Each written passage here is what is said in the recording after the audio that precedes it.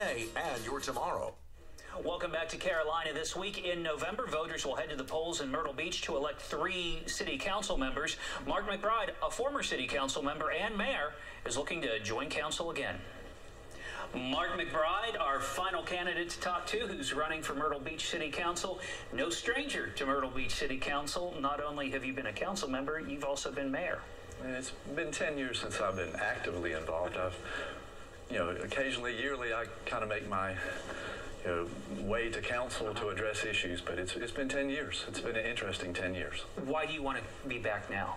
There's issues that need to be addressed, and I think, like on the national level, we have some immigration issues, we have debt issues, and Congress keeps being told, and they're not listening, and the people want those issues to be addressed, and I think there are issues inside on a local level that aren't being addressed. Now, typically I start this off and we talk about infrastructure, but I'm going to push infrastructure back a little bit with you because I know that one of your main, one of the big things you're running on is public safety. Absolutely. Public safety has to be the first issue. A lot of other people say, hey, you look at public safety, we have 17 million visitors a year. Really, things aren't that bad when you take into account the number of people who come in and crime based on that. What is the public safety problem? Well, we don't have enough law enforcement. We don't have enough police officers on the street, and we still can't handle Memorial Day. What would you do to improve all those situations? Well, there's a funding source that's out there. It's available, the 1% sales tax that's been in place. This is the 6th year now. It'll be there through 2019, and it is a fund that is for out-of-state marketing. And I believe that the time has come to put public safety as the, I think that trumps the idea of just out-of-state advertising. And I'm doing a petition, and I've written to the governor, and I'm working through the legislature. And all it goes, if the legislature goes in and changes a couple laws and allows the use of using it for public safety, only for compensation, only for pay, not to build new buildings or go into debt or the latest and the greatest technology, but just to hire more officers and have the correct amount of people here for Memorial Day. What Memorial Day this past year, a lot of money went into policing it. A lot of people say that what the city did was successful and they think that it should be repeated next year. What do you think should be done differently next year as compared to this year? Yeah, the police department needs help. It's plain and simple. When you have one officer standing on the street and there's 500 people around him, he can't be in control. And as good and as much progress that was made last year, why do we have to have an event where we have to have 10 miles of barricades up and down the street and create a 23-mile loop? Because if the people stop and get together, it's out of control. Well, we have to be able to enforce the law, and that takes a police presence. And the idea, if you split the $20 million, according to the city, it's the $20 million pot of money. $10 million for advertising, $10 million for public safety. You could bring in 3,000 officers. Right now, we pay them $50 a day for a 12-hour shift, $4.17 an hour. Who's going to do anything for $4.17? Pay them $500 a day for 3 days. Someone's going to come here for a $1,500 weekend. Bring 3,000 officers in here and enforce the law.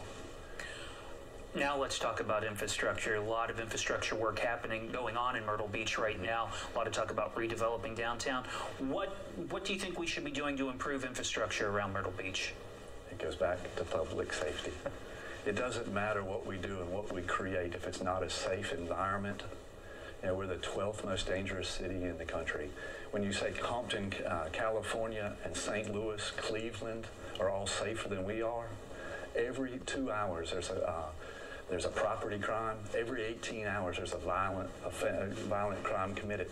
The week I filed, the season's over. When I filed, that Thursday, there was a pizza driver was held at gunpoint and forced in the backseat of his car off of 18th Avenue and Oak Street.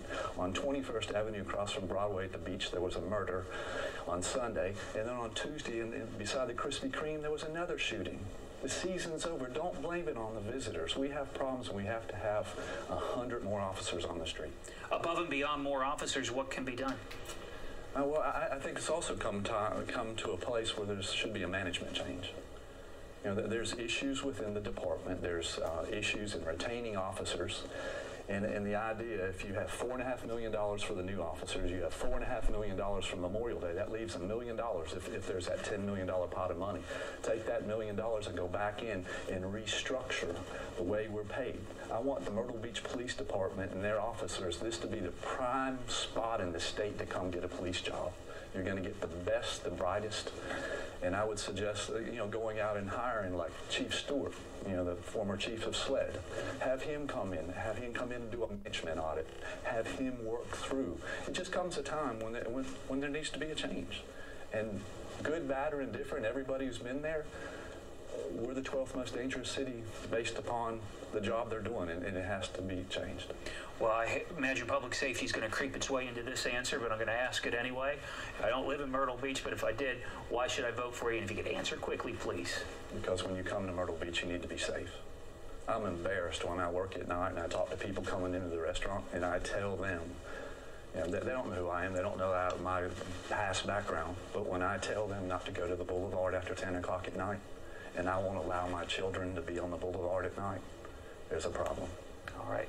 Mark McBride, candidate for Myrtle Beach City Council, thank you for joining me. Thank you. All Appreciate right. it. Stay with us. We'll be right back.